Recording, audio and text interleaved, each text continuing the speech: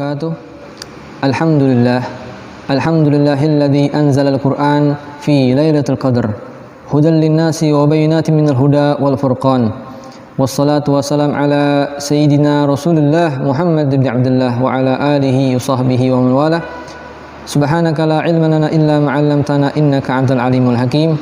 Faya rabbi shrah li sadri wa yassir li amri wahlul 'uqdatam min lisani yafqahu qawli. Amma ba'du. Ayah, bunda, dan siswa-siswi As-Sadriyah Islamic School yang mudah-mudahan selalu dirahmati Allah Subhanahu wa taala. Puji syukur kepada Allah Subhanahu wa taala yang masih memberikan kita sehat afiah sehingga kita dapat melaksanakan puasa di bulan ini, dan mudah-mudahan apa yang telah kita laksanakan mendapat keridhaan Allah Subhanahu wa taala, mendapatkan ganjaran yang besar oleh Allah Subhanahu wa taala, dan terutama mudah-mudahan di bulan ini dosa-dosa kita diampuni Allah Subhanahu wa taala dan dosa-dosa kedua orang tua kita diampuni oleh Subhanahu wa taala. Alhamdulillah,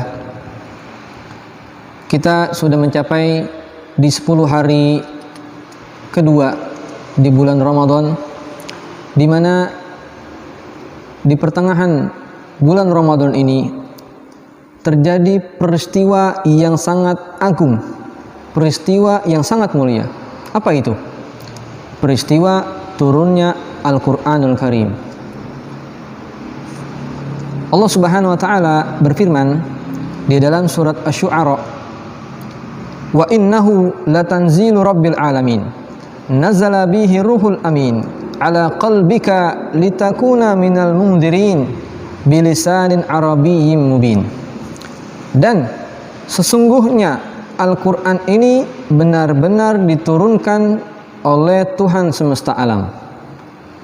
Dia dibawa, nazala bihi ruhul amin, dia dibawa turun oleh ruhul amin, yaitu malaikat Jibril alaihissalam, ala qalbika, ke dalam hatimu, yaitu hati Nabi Muhammad, litakuna minal mundirin, agar kamu menjadi salah seorang di antara orang-orang yang memberi peringatan, bilisanin arabiyyin mubin, dengan bahasa Arab yang jelas.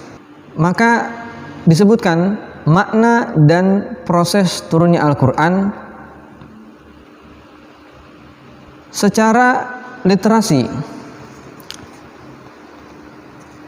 Kata nuzul merupakan dalam bahasa Arab yaitu masdar atau kata dasar dari kata nazala.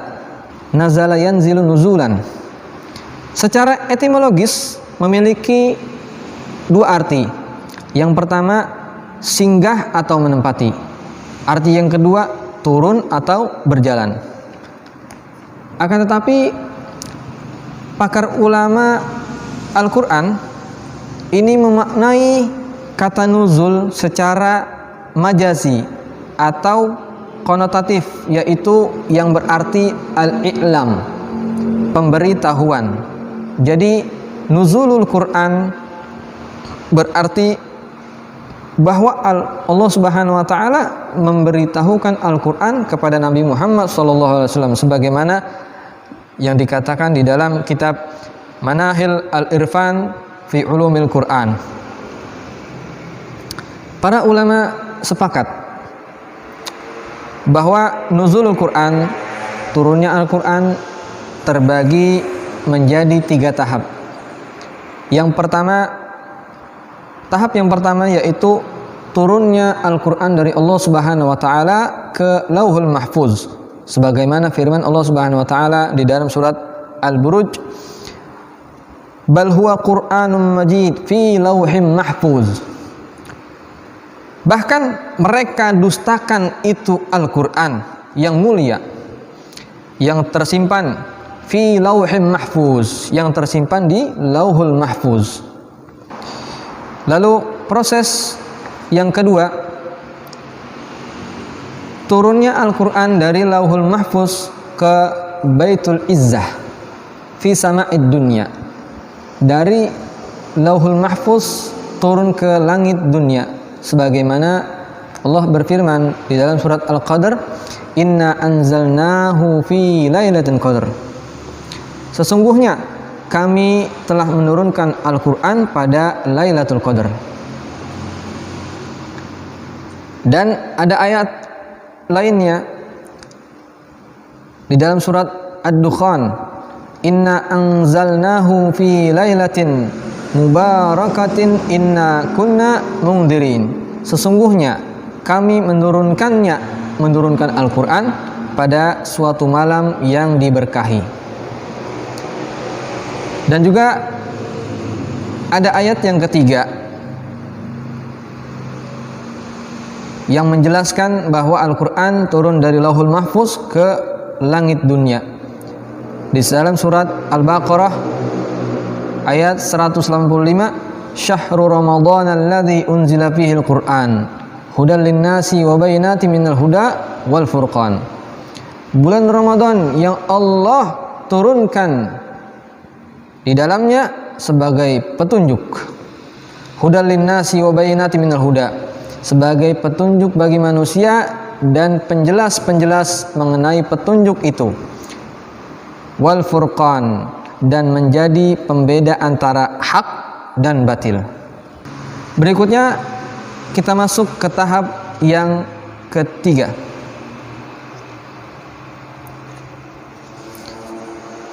Untuk tahap yang ketiga, yaitu Al-Quran turun secara berangsur-angsur, sebagaimana kebutuhan atau permasalahan yang terjadi saat kejadian tersebut. Disebutkan oleh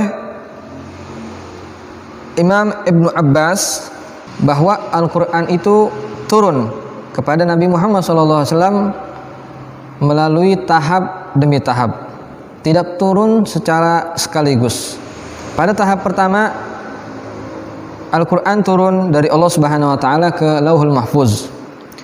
Yang kedua, turun dari Lauhul Mahfuz ke Baitul Izzah di langit dunia. Dan di proses kedua inilah turun secara menyeluruh.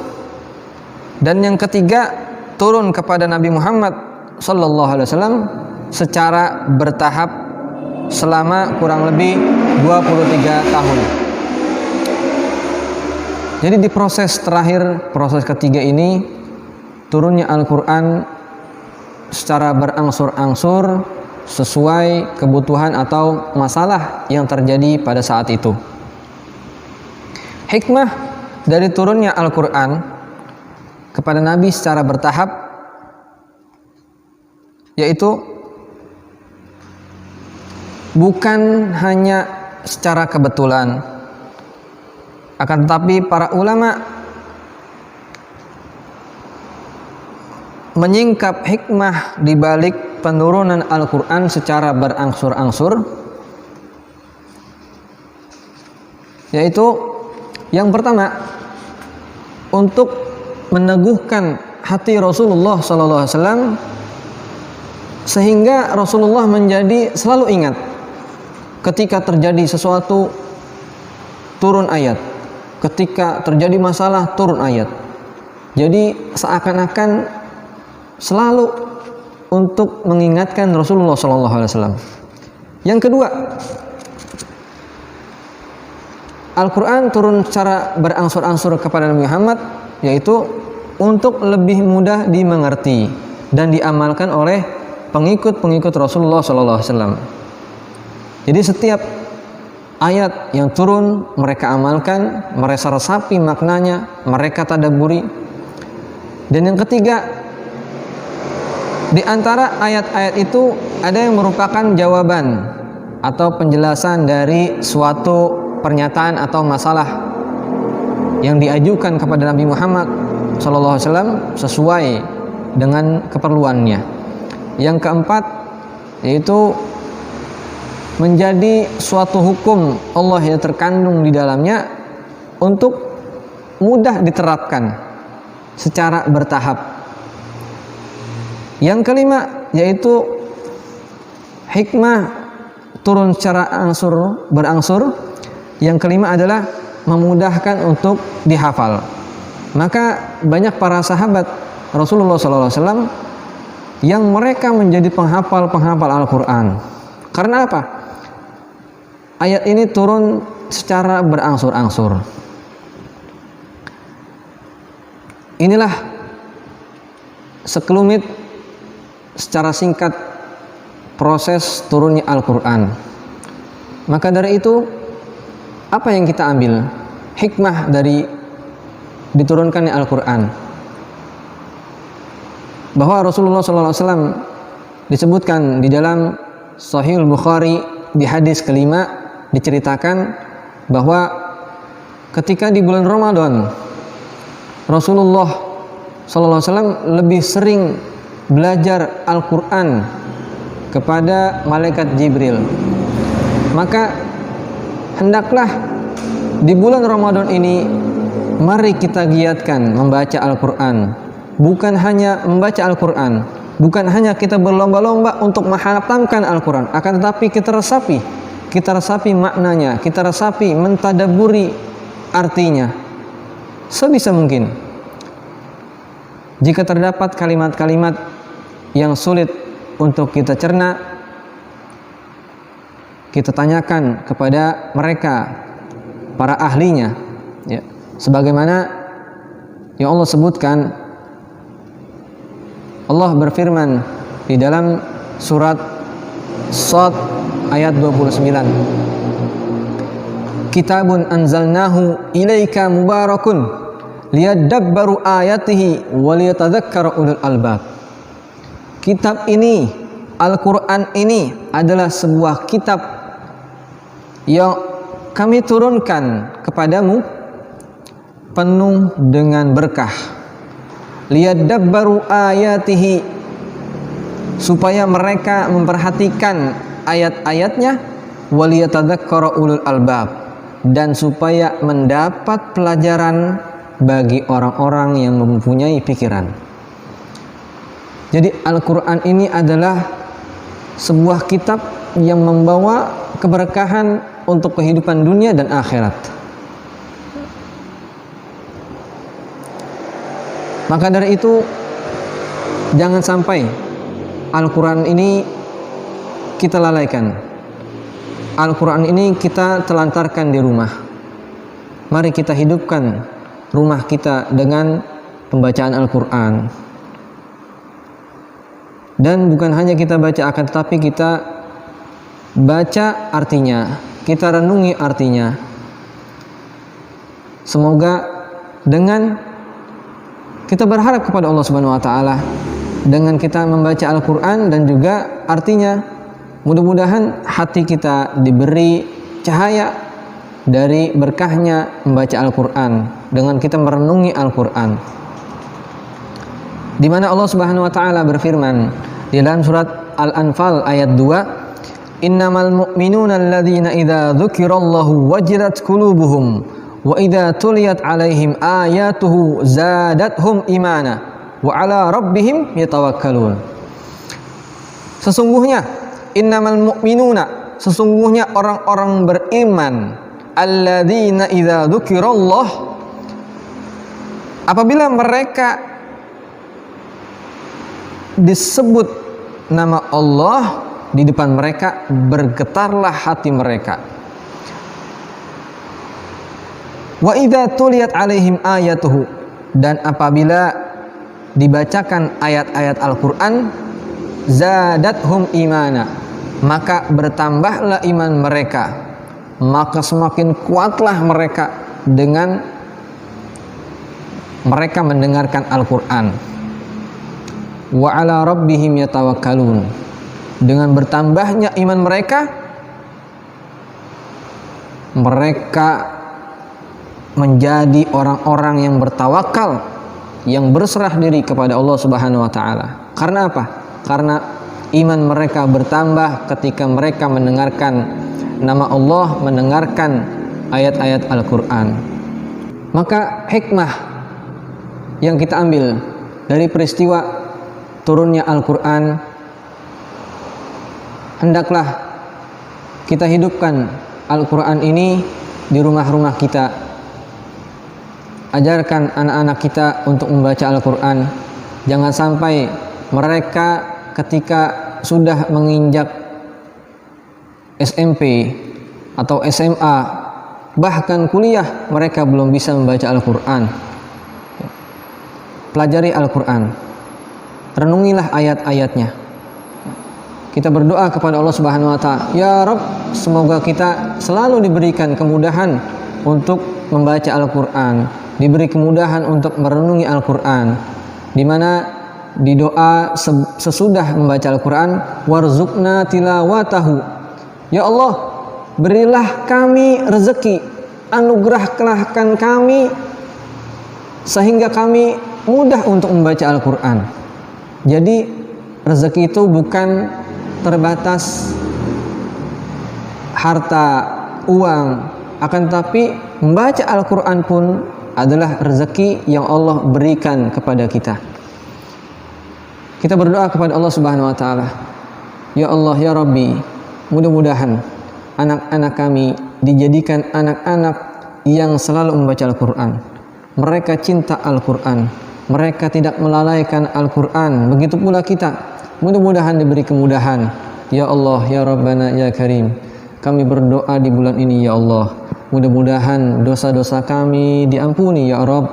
Ya Rabb, ampunilah dosa-dosa kami yang banyak ini, ya Rabb. Ya Rabb, ampuni dosa-dosa kedua orang tua kami dengan berkahnya Al-Quran, dengan berkahnya turunnya Al-Quran, dengan berkahnya Nabi Muhammad SAW. Kalau bukan karena Nabi Muhammad SAW, Al-Quran pun tidak akan turun. Wa ma khalaqtul jinna wal insa illa liya'budun. Tidaklah aku ciptakan jin dan manusia untuk beribadah. Kalau bukan karena Nabi Muhammad, Al-Quran ini pun tidak ada. Ketika Allah menciptakan Nabi Muhammad, maka Allah menurunkan pedoman Al-Quran kepada Nabi Muhammad sallallahu alaihi wasallam untuk kita semua. Bismillahirrahmanirrahim. Rabbana zalamna anfusana wa illam taghfir lana wa tarhamna lanakunanna minal khasirin. Rabbana atina fid dunya hasanah wa fil akhirati hasanah wa qina adzabannar. Ya Allah biha, ya Allah biha, ya Allah bi husnul khatimah. Ya Allah biha, ya Allah biha, ya Allah bi husnul khatimah. Ya Allah biha, ya Allah biha, ya Allah bi husnul khatimah. Rabbana Allahumma farikal furqan wa munzilal Qur'an bil hikmati wal bayan. Barikillahumma lana fi syahri Ramadan. Barikillahumma lana fi syahri Ramadan. Barikillahumma lana fi syahri Ramadan. Wa sallallahu ala sayyidina Muhammadin wa ala alihi wa sahbihi wasallam. Walhamdulillahi rabbil alamin. Saya minta maaf jika ada kesalahan dalam kata atau dalam penjelasan. Saya mohon maaf yang sebesar-besarnya. Itu saja yang bisa saya sampaikan. Wassalamualaikum warahmatullahi wabarakatuh.